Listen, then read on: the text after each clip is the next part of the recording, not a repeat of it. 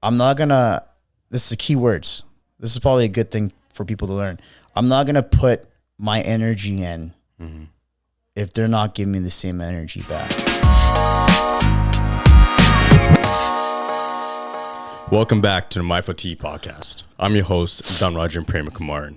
I created this show to help support people struggling with mental health, grief, and trauma by encouraging open conversations that many are afraid to have.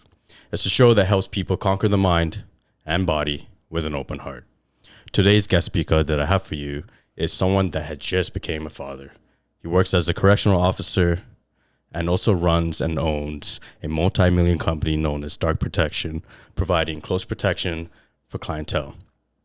Many will even say that this guy looks like my identical twin brother. Hey, I know you like that one, but and that's because he is my brother. Please give a warm welcome to my brother, Diruarankan Premakumaran. What's up, guys? I want to say for the boys, what's up? It's your boy Prema, aka Diruarankan Premakumaran. Thank you for bringing me to the podcast today. I'm excited. I was pumped this morning. So yeah, man, it's we've been talking about this because I remember 2 years ago I was asking you I wanted to do this and I wanted to get you on right away, but I know you had a lot going on and you were trying to get your business up and going at that time. Yeah. To where it is right now. But how have you been? Because I think this has been the longest time that we actually sat down and had an interaction or talk for a while because, you know, you're busy with your family, I'm busy with my family, and we're trying to do our own thing. So what's new? What's going on in your life? So, yeah, like to speak on, actually, it's been a while. Yeah, it has been, I think about it. Yeah, fuck, I don't remember the last time, like. When was the last time we actually? It doesn't matter. It doesn't matter. Doesn't matter. Yeah. I feel like the last time we've seen each other, it's been like a roller coaster. I obviously opened up a company that I had since 2020, Dark Protection Group. To get into detail, I have another company called Blackstone Security Group. I would like to shout out to the boys, the operators that are working for me. You guys are doing a good job. I appreciate the days in. Well, we don't do hours there. We do days. Yeah. So it's different. But I do appreciate the time, effort, and the respect that you guys give the team and the directors that I have. They're very, very solid. So shout out to the BSG, Blackstone Security Group team. Dark Protection. Man, if we're going to eventually get this guy on here. Andre Pop and Ray Caron, they're like the OGs for Dark Protection Group. We opened it up to like kind of start like doing liquor monitoring at halls. Yeah. And then it became like such a big thing. And I've just been slammed with Dark Protection and Blackstone, but like.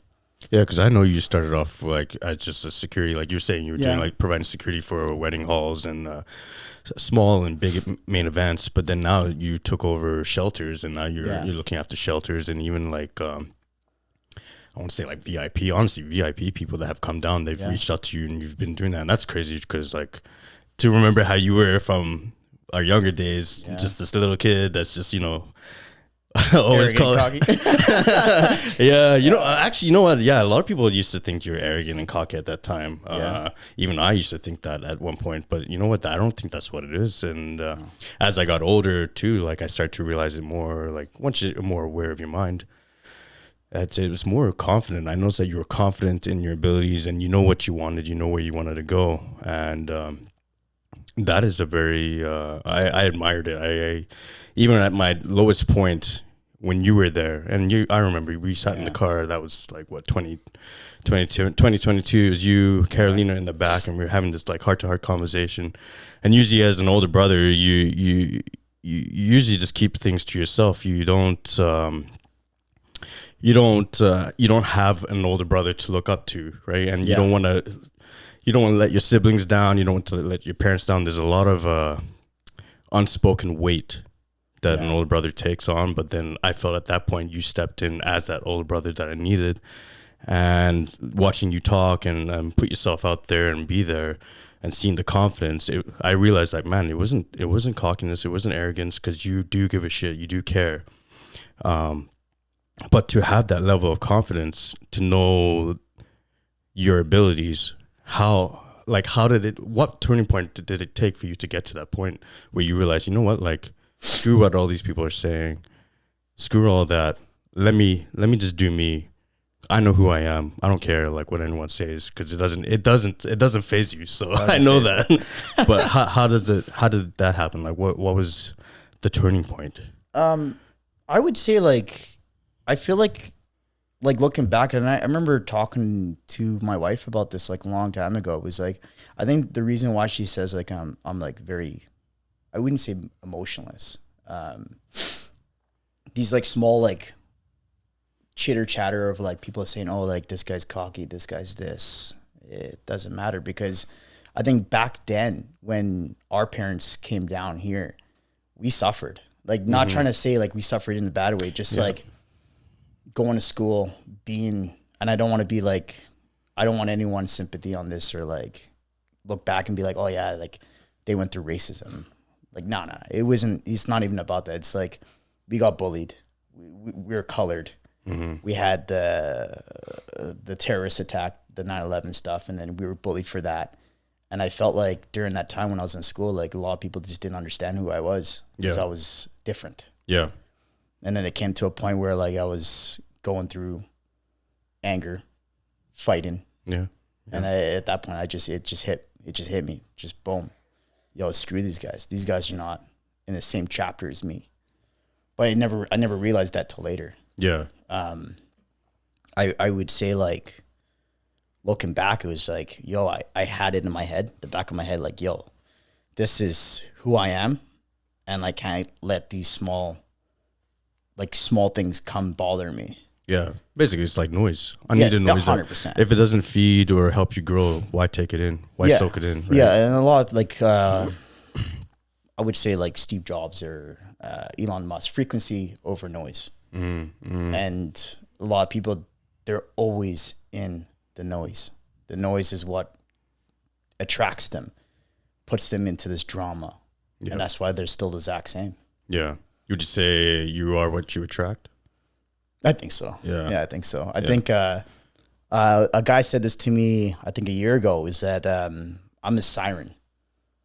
And I attract negative and positive. Yeah. The people that are positive, they have the exact same mindset I have. That's why I'm surrounded by people that are in my inner circle that understand who and what my purpose is. But the negative, they don't see that because they're still in that noise. They're not in what I'm in. How important is that? Because I know the circle that you talk about, like you have Andre, Pop, and you have Karan, you have Tyler, you have all these, Josh too. Yeah. So you have all these really like-minded people all on the same path and goal. Like you guys want to achieve things together and grow together and feed together off the same table. How important is that? That's very important to me. Very, very important to me. I feel like a lot of people have like, there's like two types of people. There's groups, and then there's individuals that are really like wealthy, or like have a game plan to get wealthy, and they could do it themselves because they have the means. Yeah. And then there's guys like me, understand the dollar is actually really important, but understand the family and the surroundings of group is really important, because that's what brings us up together. And I would trust, like, there's always going to be people that get washed out, but like, the group that I'm in, the inner circle, is just because those guys understand my purpose, my mission, and my mission is always going to be completed, even if there's a new mission or old mission. But they're in that mission with me because they understand my purpose. They're in the exact same mentality as me. Yeah. And they don't care about this chitter chatter or this judgment. They don't care for that. Like, that's just noise. The noise is always going to be there. And that's what I feel is like, all this stuff is just, no one will ever understand me. I'm in a room, I'm in many rooms, but no one will ever understand me because they're not in the chapter I'm in. I'm in chapter 20 and they're still in chapter 1 because that noise is holding them down. Yeah. Right? Yeah. I don't think anyone's going to understand anyone. No. Like, I don't think you can understand someone to a level of a degree, but you yourself will know who you are. Yeah. Like, I could sit here and say, I know this and that, my perception of you, but it could be wrong. Like, even like Cody, that's here helping us with the shooting. he can have his own perception. Everyone in this room can have their own viewpoint, but at the end of the day, you know who you are and what you bring to the table or how you want to be presented. Yeah, I do agree with that. Yeah, I do. Now, the question would be like, what would be the change? The change for them, for the noise. They'll never get it though, right? No. See what I'm trying to say? No, because I think when someone is going to change the noise, I think speaking from my experience, like I think you have to go through some really fucked up shit. Like you got to go through some really hard times to be in a room looking in the mirror, looking at yourself to be like, okay, fuck, it's just you and this person in the mirror, which is you. You're facing yourself and you're asking the question like, well, I've used every option out there. I exhausted every option out there. The only person that's going to change the mentality or where I want to be is me. I can't expect you to step in and tell me this, or you could say, hey, yeah, I need you to do this, or I think and see and have all this, what's the word I'm looking for? It's like I see the potential, right? Yeah. You could feel it and say, oh yeah, I can feel the potential in you. I know you can achieve this, but it wouldn't even matter if I do not see it myself, right? And I think you have to go through like the bottomless, like at the lowest point to be like, okay, you know what? Have I really given myself a chance? Like I can give a chance and say on all the negative stuff and put a whole light on it, but have I given myself a chance on the positive side of it, of taking that advantage or that step, that leap of faith? Does that make sense? Yeah. I see what you're saying. Yeah. Like not everyone's gonna change, and it sucks. And maybe some people are comfortable with where they're at, and that's okay. That's fine. Yeah, that's fine. Not judging. But some people will go to the grave and hate the whole entire world, or play this victim mentality, or point the finger, and sure, great. But at the end of the day, like you are in control of where you want to be, where you want to take your life to, and how you want to steer it. Because even like yourself, like you started with nothing. With this company, you started with nothing. Yeah. Right. You started security. You went to UK to go do a level 3 close protection course, and now you're talking about, before even this podcast started, we were talking about going to Australia and doing a level 5 and expanding the business. And I'm sitting here thinking like, wow, you started from here and now you're all the way up here, but you're always continuously learning, and that's the mentality I think you should have. 100%. Because life is like school. 100%. You're always wanting to learn. The moment you stop wanting to learn, then that's when all the noise starts coming in. That's when all the why me and things should be handed to me, but nothing's ever handed to you. No. And like you worked your ass off. 100%. Yeah. Right. But we don't talk about it. No one sees about it. No one sees it. You do it when the doors are closed, when everyone's sleeping. Right. You wake up early, you attack it. Like I know we have brief conversations where you go from one job. So you're working at corrections, and right from corrections, you're doing your business. Sometimes you're not even sleeping.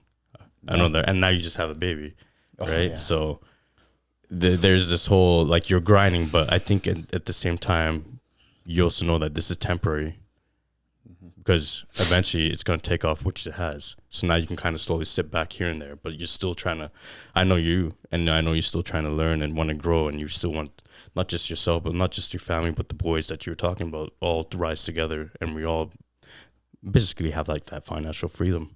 Yeah. Right. Yeah. Speaking of like going back and like the company itself, like me working, I went from like our schedule for corrections is 6 days on, 3 days off, and I was crushing it there. Like I was doing overtime.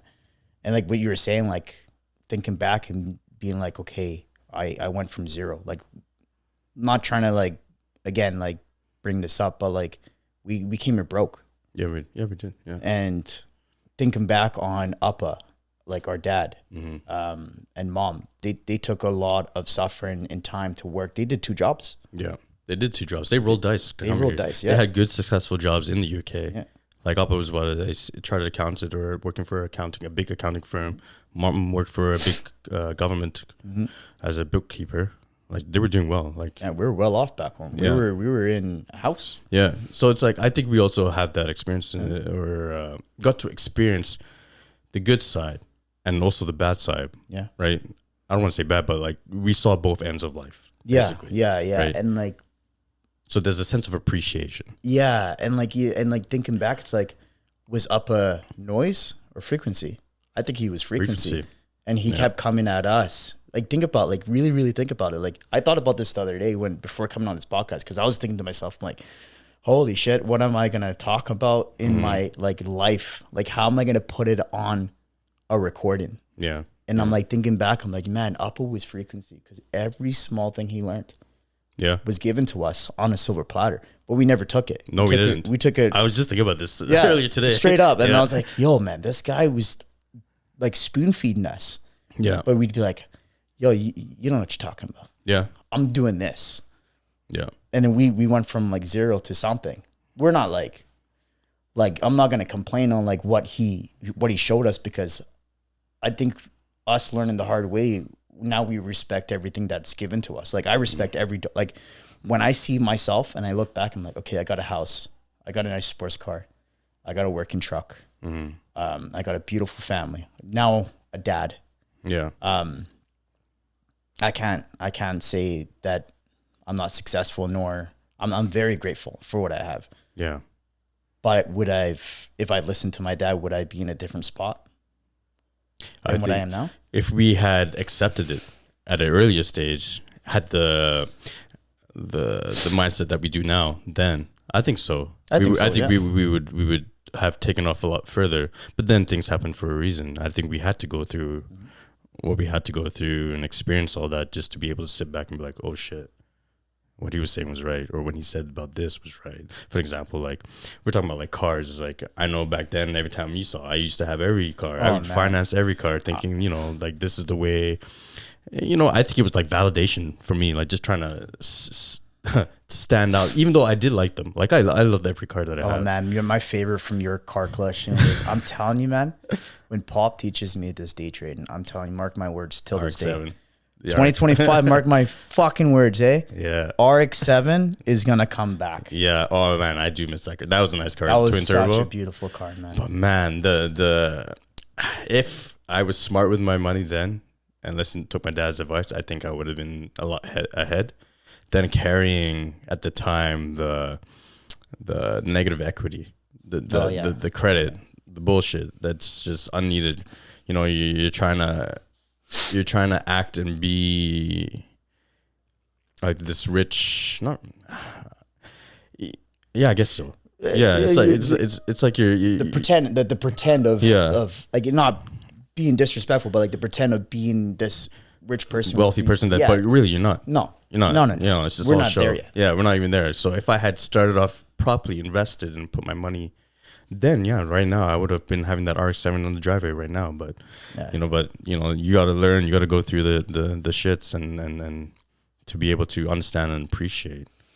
Yeah, and then like your other thing was like the company, like working these hours, like I like doing the 6 and 3, crushing overtime, got a house. Mm-hmm. And then I sat back one day, I'm like, man, what am I doing? I'm making all this like money from corrections, but my take home is so little. Yeah. And then I'm like, screw this. It's funny. Yeah, I was, because on paper it looks good. Yeah. But what you receive after all the deductions and stuff, you're just like, damn, this is not enough, especially with how society is nowadays and things going up. Like, I think that also lit a fire to get your company. Oh man, that's that when mom showed me like our tax papers and I made this much and I took home this much. And don't get me wrong, I'm grateful for corrections. Like I wouldn't be where I am today, with like the income, the benefits, and like understanding like the skill sets that come with it. Like me being this switched on, me going through the trials of error, I wouldn't be where I am and have this company. And I just don't like the fact that we work so hard and then like 46 to like 50% of your check is just gone. Yeah. It's like, what am I taking home? Yeah. Like now I have to like worry about my wife's income plus my income to get by the next year. Yeah. Yeah. That's crazy to me. It is crazy. It's crazy. And then it lit this fire in me. And then I was like, you know what, man? Trey and Ray, let's just open this up. Let's see what we could do with it. And it was like a little funny project, but then it became so surreal. And then working these community events at the halls, it builds so much connections. Yeah. And I think that's the key to life. Like one of the key sets to life is to have a network system. People understand who you are, what you do, what you're specialized in. And that network system is what's going to make you a better person, company and as an individual. Yeah. Cause like that wouldn't have boomed the way it boomed if I didn't have Andre, that is such a great talker and actually works with networking a lot better, and like Ray being a promoter, and then myself like having the skill sets I have to like show what we have, and then applying all of that to like realization. Yeah. That it wouldn't be where it is today. No, I don't think so either. But you sent me a reel, I think it was yesterday or day before yesterday. I was saying, like, if you wanted to basically be rich or make it out there, make it for yourself, for you and your family, you can't do it alone. You need a group of like-minded people, that is achieving the same common goal, working at the same thing. And what I like about you guys too is like most people in friendships, like when they take constructive criticism, they don't handle it well. No, they don't handle it well. Whereas like the boys that you have in your circle, it's like, okay, you know what? Yeah, I could see that. Let me work with that. Let me get back to you. Let me work on that. Let me work and come up with a solution. Or even you're suggesting and you're helping, and then you guys are working together. It's not like the person is taking it personally. No. And nowadays a lot of people take a lot of things personally. Oh, 100%. You know, especially when you're coming in with in a good place from the heart with good intent, right?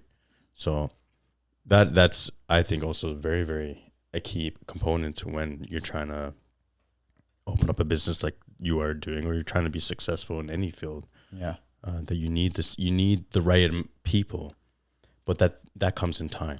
Yeah, that does come in time, and you got to know who you're bringing into the inner circle, and like if that person's not in the same page, it's like an anchor off a boat. Yeah, it's gonna drag you down. Yeah, you don't want that. Yeah, you want to be. That person needs to be like with the crew. Can't be something that's gonna like hold you back. Yeah, that person has to be thrown off the ship. Period. Yeah, for lack of better. Yeah, because like, here, there you go. You gotta go because you're not adding or contributing, or you're not. Things doesn't align basically with the path that we're trying to head to. Yeah, and like the amount of hours I do now, it's pretty cool because like a lot of people don't believe it, but like it's like what you were saying. Like I went from 8-hour days, 12-hour days to going back to back. Like, weren't you just working and then your wife called and was like, yo, you're having this baby? Like, you were working. Like, you just came from one shift to another, and then you're speeding to get to your wife to take her to the hospital. Yeah, like, I left ERC, and then I was thinking to myself, like, oh, my God, I'm going to have this baby soon. Yeah. But it never happened that day. It was, what's it called? Why am I having a brain? Me too. Yeah. Why are we having this right now?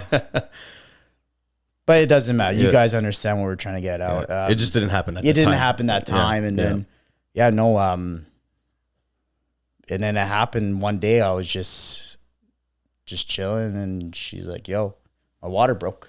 I'm like, oh, okay, cool. Yeah. I was about to warm up my lasagna. Like, okay, no, never mind. I should take her to the hospital. So we drove down, and 22 hours later, Kiela arrived. Yeah. It's how did that feel? Oh man, I seen Kiela come out from like head to toe. Yeah. Game changer for sure. Yeah. In what way? Knowing that I'm a dad now. Cody, would you ever think I'm a dad though? Yeah, those of you say no. Me neither. I never thought he was gonna be a dad. I didn't. Yeah, not at all. But it's man. a shock. But I think it's for the best for sure. I don't think I know it's for the best.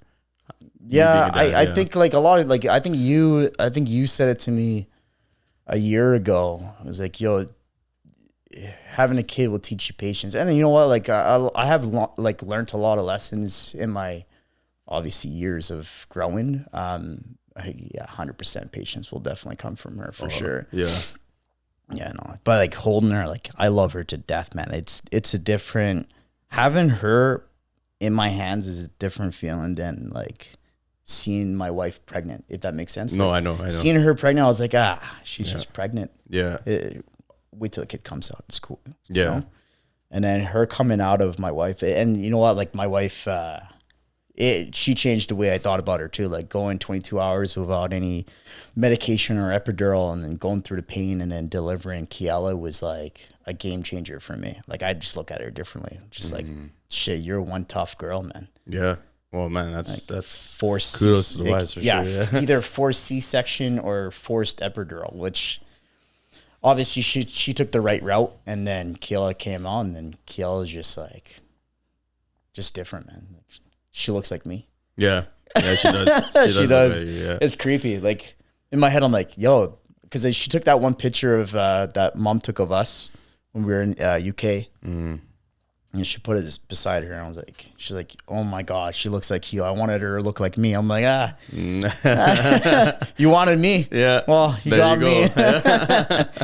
Yeah, no, she definitely game changer. If anyone didn't experience it yet, just go home, get your wife pregnant, and you'll experience it. That's for sure. Yeah. Yeah, because I remember once Kaya came and I was holding her. Like it was like this mixed emotions that just flooded. Like I know because you're saying you didn't cry or not, or yeah. For me, I don't know. Like I didn't even know I was crying. My wife was like, "Yo, you're crying." Like tears were just like coming out uncontrollably. But then I'm like laughing and smiling, and then I felt like this big obligation. Not obligation. That's wrong. Actually, just more of a protection. You know, love. Like I need to step up my game. I need to take it that much further for my family. Yeah. Because I want to see nothing but the best for her, 100%. Right? Yeah. And I'm pretty sure maybe that was the same feeling that you may have had once you were holding her. Because like you said, it's different when you know, the baby's in the womb. You're like, yeah, okay, yeah, I can feel it kick here and do whatever. But once it's out, and you're like, shit. Yeah. Like, you know, and you know, I was thinking at the same time too. I'm like, fuck, I'm not even ready. We're not even ready. Baby's coming. But then you're never ready for anything. No, right? No. Everything slowly lands in time, in a way that when you need it, when you least expect it. Yeah. You know, like, you know, no one teaches you how to be a father or how to, you know, you go into a job role or whatever. No one teaches you, like they show you to a level of degree, but it's just things that just lands and shows, or not lands, not shows. More like you learn over time by the skills that you do hands-on. Right? Yeah. Yeah. Just experience by, you know, you fuck up sometimes. Yeah, like you're not going to be perfect. Like I fuck up sometimes here and there as a parent, and then I learn from it. Fucking change it again and rework it in a way that it works out in their favor. Like, you know, like there's no, I used to be such a perfectionist. Now I'm just like, I don't give a shit. I remember that. Yeah, to a T. Now I'm just like, whatever. Yo, the meal is off. Yeah. The rice, when I used to weigh the food. Yeah, I still weigh it, but I don't go the like rice crazy. Comes off, man. No, it's like 1 off, 1 down. Like nope, 1 gram off, 1 gram down. Like nope, I don't give a shit now. I'm like it's different now. It's different now. Yeah. Yeah. No. You mentioned how I didn't cry. Funny story is my wife looked at me after she cried. She was like, you didn't cry. And I'm like, no. Yeah. But I feel like, I don't know, like it's weird. I feel like I'm like a different type of person. I feel like for me to look at my newborn come out of her, like it deep down inside, I'm tearing up in my heart. Yeah. But I don't want to show that to anyone because I feel like I'm the supplier, the man. And it's not to be a man. It's just like the protector. To like understand like this is now a whole different game. Yeah, we had me, my wife, my dog. Now I have a kid. Now everything, like what we were talking about, I think a year ago is like, or maybe less than a year ago, is like everything that we do is not for us. Now that we have a kid, it's for the next generation. So this next generation that's coming, which would be Kiela, Kaya, Ziki, it's all for them. it's all for them. We're working to make sure they don't work in the future. Yeah. Yeah. That's all it is now. Yeah. We talk about it. I don't. Yeah. And I'm making sure. I'm tired of slaving away. Like I want to change. I want to be in a position where it's like I can give them what they need, what they want, where they don't have to struggle like how our parents did, how we did. You know, life's a little bit easier, but I also want them to have a little bit of struggle for them to learn and grow and adapt and hopefully have the self-awareness. Yeah. Not only just with the world, but within themselves. Because I think that's very, very important. When they know themselves, just like how you are, you know yourself. You know yourself to the level of degree that you're so confident in your abilities that you know, okay, this is my breaking point and this is the point where I can push. Right? That way, you know, once you know yourself, you're unstoppable. Simple as that. That's what I think. Yeah. Right? Yeah. So I would agree with that for sure. Yeah. I would. Yeah. What have you been doing lately? Because I know when you worked at corrections at some point, because the group of guys are amazing there. The A&D, every time I go in, man, those guys are solid. And it's always changing. And every person I meet, nothing but respect. But I know it's almost the same as like the sheriffs. Like you're in the environment of negative people. I don't mean like coworkers. Yeah, sometimes it can be the coworkers because you know at some point you lose yourself. But the people you deal with, it's constant negative. You're dealing with the worst of the worst, right? Yeah. So how do you, as someone, break away from that or find peace in the sense that okay, I'm here just to do this, right? But I'm not going to take this. I'm not going to let this seep into my mind. It's very tricky there because like that place is it's like a black hole. Yeah. And if you get caught in the mix, which I have, like I'm not going to sit here and say that I've never been caught in a situation where I took it home or whatever. That'd be a lie for me. I'm not going to sit here and lie. It's a poisonous spot. There are very, very good workers there. I just feel like when you go in there, it should just be there. Yeah. When you leave the Sally gates and you sign out, you flush it underneath, like to a toilet. You put it right into the toilet. Just call it a day. You're not taking it out of that facility. You leave it there. But it's very hard to do sometimes because sometimes it just gets to you. Yeah. Like I had like very good years there. I had a couple good mentors. Some of them are not there anymore, and some of them I just don't talk to anymore just because there was a time where Mom and Jasmine were dealing with some personal stuff, and obviously I don't say much there anymore, and it got to me and I took it out on the wrong person. Yeah. But that's the thing, like the energy that you bring your personal life there, which is bad. You shouldn't. It's like what we were saying. Yeah. Sometimes you gotta leave your personal at home and your work at work. But that place is just, everyone wants to know everything about you. And it's to a point like you can't sneeze without someone being like, oh yeah, Prima's just sneezed right now. Yeah. That's how poisonous it is there, right? Like Yeah.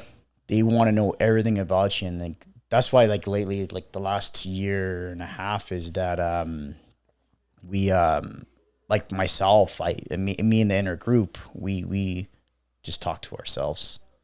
Go in there as a ghost. Yeah. And that's it. Ghost. Basically just go in. Just get the job done and go home. That's it. Yeah. Count your time, count your money, and go home. If you have a good group of people there. Yeah, it doesn't matter. But no, it doesn't matter there. No. Even if you have a good, oh yeah, shit, is that bad, eh? Yeah.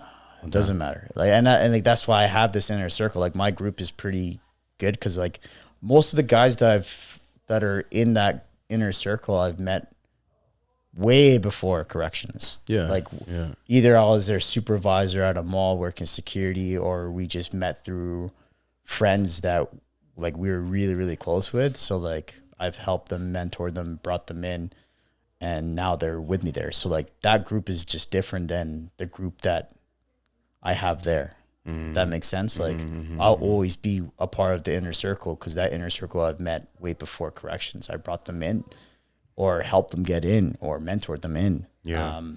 But like, most of the guys there are just hi, bye now. Yeah. It's not like me the first couple of years. Like, I was like probably going in there talking to everyone and not knowing who I'm bringing in, and not trying to be rude to them. They just don't have, it's like what we were saying at the very beginning, they don't have that.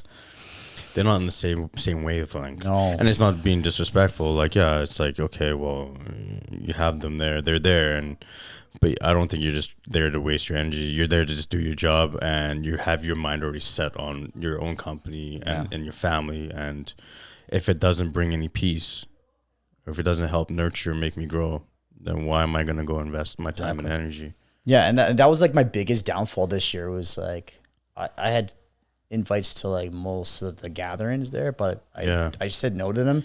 Yeah, I used to do this too at the beginning with the shares. Yeah, and I think what really hit me was like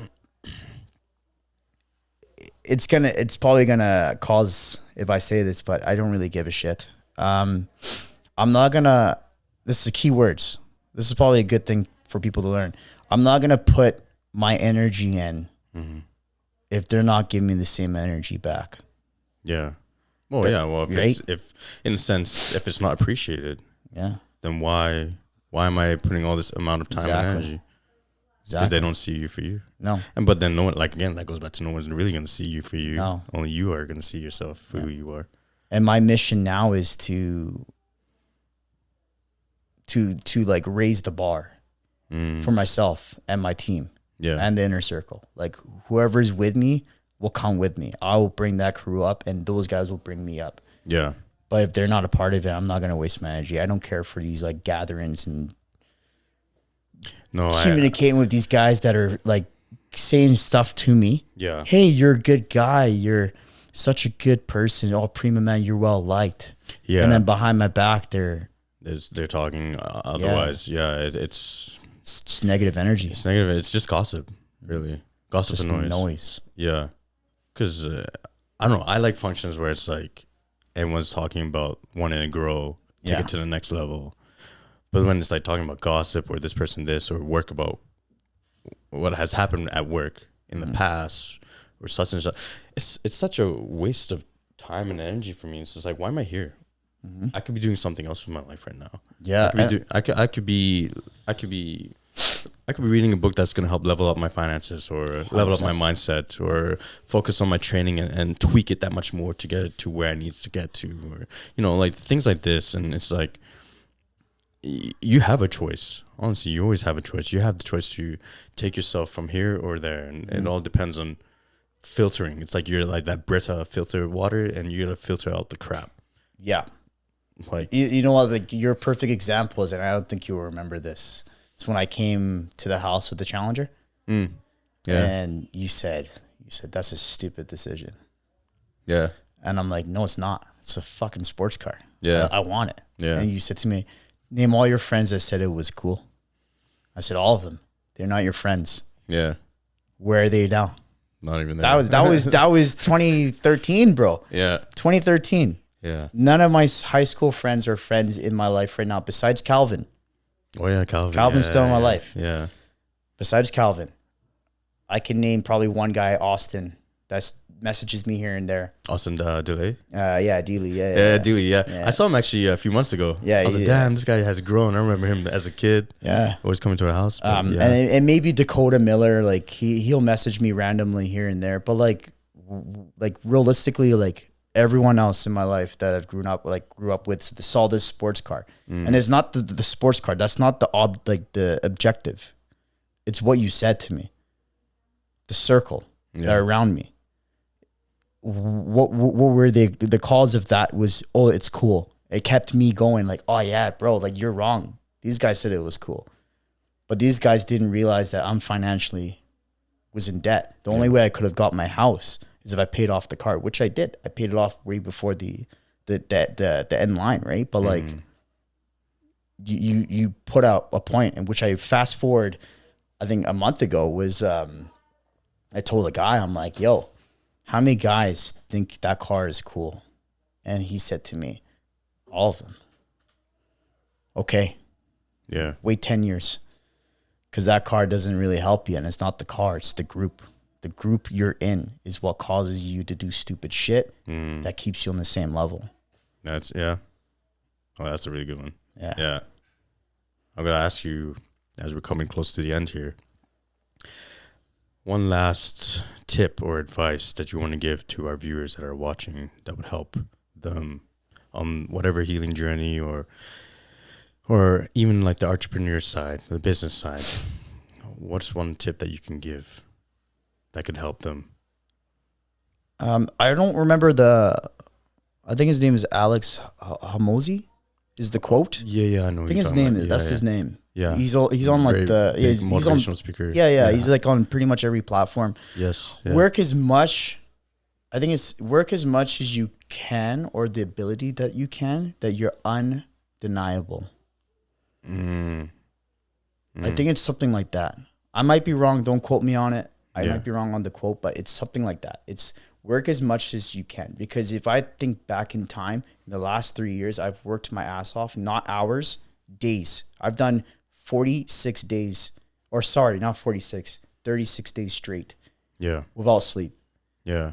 And it's not the money. It's the concept of going from me as an operator to me as a director. And it was that change of me understanding every dollar matters, but it's not the dollar. It's the principle behind the dollar. It's you achieving something because you put your hard blood, sweat, and tear into it to advance yourself, not everyone else around you, just yourself. And that's what's going to bring up everyone else that's in your inner circle. I like that. Yeah. Yeah. Because you're, at the end of the day, you're always, the only number one contender or challenger is yourself. Exactly. And you always need to level up yourself. Push yourself to the next level. And then, like, again, like you said from the beginning, it's always having, when you have that, and then you also have a group that is like-minded with the same mindset, you're going to flourish, honestly. Right? And always wanted to consistently and continually learn and grow and adapt. Because times are always changing. You can't always stick with the same. No. Right? No. So, I like that. Well, if you like what was heard and said today, and it helped with you and it resonates with you, I want you to hit that like button. I want you to follow and even subscribe so you are up to date with more content that will be coming your way.